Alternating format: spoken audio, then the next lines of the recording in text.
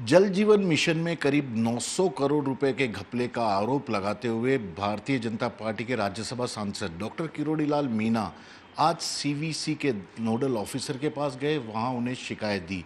उसके बाद अशोकनगर पुलिस थाने में आए, लेकिन यहां जब मंत्री जी का नाम इस पूरे मामले में शामिल होने के कारण शिकायत के रूप में दर्ज नहीं किया गया, तो अब वे उसी पुलिस थाने के बाहर धरने पर बैठे हैं। डॉक्टर साहब, ये क्या पूरा मामला पहले दरअसल में कंप्लेनेंट है डॉक्टर TN शर्मा, जो एडवोकेट भी हैं। उन्होंने ये कहा कि मैं जाऊंगा तो FIR दर्ज नहीं होगी, तो आप चलो। मैं उनके साथ आ गया। FIR के दो मजमून हैं। एक में तो वो फर्म जिसका टर्नओवर सफिशिएंट नहीं था, जिसका अनुभव पर्याप्त नहीं था, उसने भारत सरकार के उपक्रम इरकॉन लिमिटेड के नाम से लेटर पैड पे लिख कर अपना एक्सपीरियंस दे दिया, टर्नओवर दे दिया, उसको उपक्रम में काम किया है, ये दे दिया। ये जब PHED को प्रस्तुत किया तो PHED ने इरकॉन से पूछा, तो इरकॉन ने कहा ये फर्जी है, फैब्रिकेटेड है, हमारे यहाँ से कोई जारी नहीं हुआ, ना ऐसा कोई अधिकारी, ना ऐसी कोई फर्म है। दूसरे दिन ही जवाब दे दिया। फिर इरकॉन को इन्होंने पत्र लिखा महीने भर बाद, उसका भी जवाब दूसरे दिन दे दिया। जब इन्होंने कोई कार्रवाई नहीं की, मेल थे ये दो, कार्रवाई नहीं की, तो 7 जून 2023 को इरकॉन ने बाकायदा ACS को लेटर लिखा फॉर काइंड अटेंशन कि इसी ढंग से ये मामला है, ये हमारे नाम से ये काम कर गया, हमारे लेटर पैड पर कोई मामला ऐसा नहीं है, न कोई ऐसी फर्म थी, ये पूरी तरह से फाल्स है, फेक है, फैब्रिकेटेड है, इसके खिलाफ आप कार्रवाई करें। और हम भी CVC को इस मामले को दे रहे हैं, हम भी परस्यू करेंगे। ये लेटर होने के बाद भी इन्होंने कोई न तो FIR दर्ज कराई उस फर्म के खिलाफ, और जैसा मंत्री जी कह रहे हैं शपथ पत्र ले लिया हमने। शपथ पत्र काहे कर ले रहे हो आप, जब फर्म ही फर्जी है, और उसके खिलाफ न तो कोई जांच करी, न FIR दर्ज की। तो जब उन्होंने नहीं किया तो हम यहाँ FIR दर्ज कराने आगे उसकी। ये तो एक तो FIR ये है 420, 467, 468 में। दूसरा RTPP एक्ट लाई थी 2012 में गहलोत सरकार कि सभी टेंडरों में पारदर्शिता रहनी चाहिए।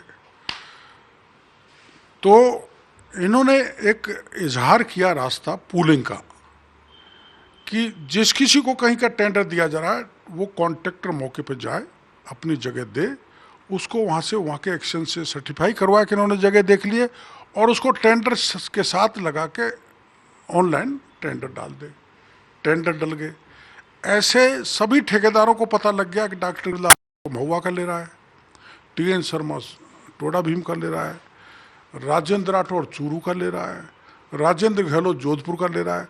तो इन सब ने बैठ के पूलिंग कर ली, और उस पूलिंग का परिणाम क्या हुआ कि जो टेंडर बहुत नीचे जाने चाहिए वो पहुंच गए 30 से 40%। ये 20,000 करोड़ के जो मंत्री जी कह रहे हैं ना, हमने निरस्त कर दिए।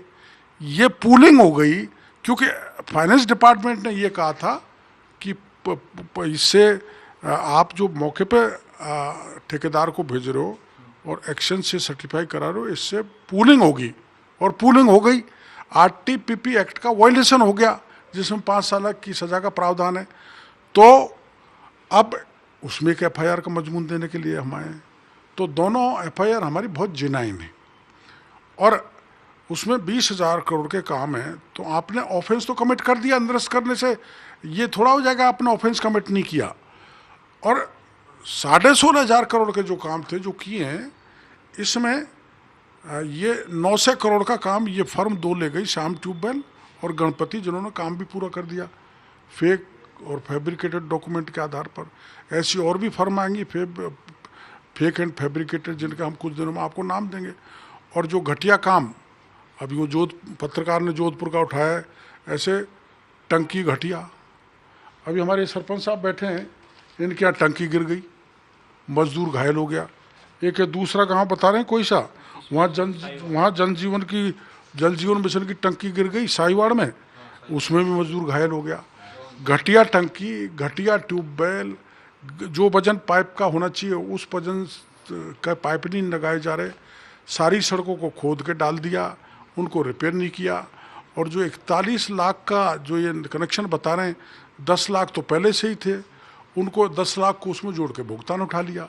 तो इसमें भारी भ्रष्टाचार है, इसकी जांच करनी चाहिए और हमारी एफआईआर दर्ज करनी चाहिए। हम थाने पे बैठे हैं, एक हाई कोर्ट का एडवोकेट और मैं एक सांसद और प्रतिपक्ष के नेता भी यहाँ पर आ गए, फिर भी एफआईआर दर्ज नहीं कर रहे। और राजस्थान तो यही कह रही है ना सर, हर एफआईआर थाने में आने वालों की दर्ज होगी, जांच के बाद वो बल्कि उसका नतीजा। अनेकों बार मुख्यमंत्री जी ने कहा है कि कोई भी फरियादी जाएगा उसकी एफआईआर दर्ज करेंगे।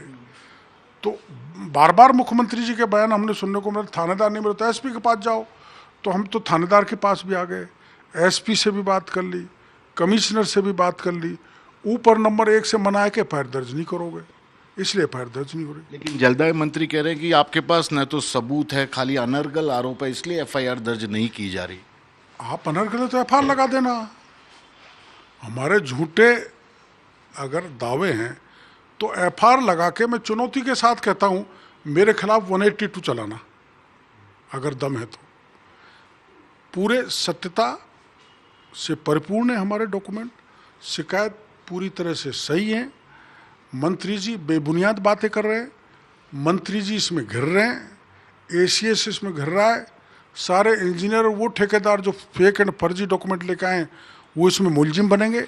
तो पूरी लॉबी ठेकेदारों की, कुछ ब्यूरोक्रेट्स की, कुछ इंजीनियर्स की मंत्री जी के साथ एक हो गए, इसलिए एफआईआर दर्ज नहीं हो रही। लेकिन डॉक्टर साहब, मंत्री जी का ये भी कहना है कि आप शाहपुरा की जिस 2 एजेंट कंपनियों के नाम बता रहे हैं जिन्होंने ठेका लिया था, श्याम और गणपति ट्यूबवेल, उनका फिजिकल वेरिफिकेशन करा दिया गया, एईएन ने किया, सर्टिफिकेट भी दिया और सब कुछ सही पाया गया। फिजिकल वेरिफिकेशन जो उन्होंने किया है, मंत्री जी आपको या कल मीडिया में वो फिजिकल वेरिफिकेशन दे दें। क्या उसमें जो सीएमडी ने पत्र लिखा है इनको, इरकॉन लिमिटेड के ने, तो उसने कह दिया कि ये सही काम है तो मैं मान जाऊंगा।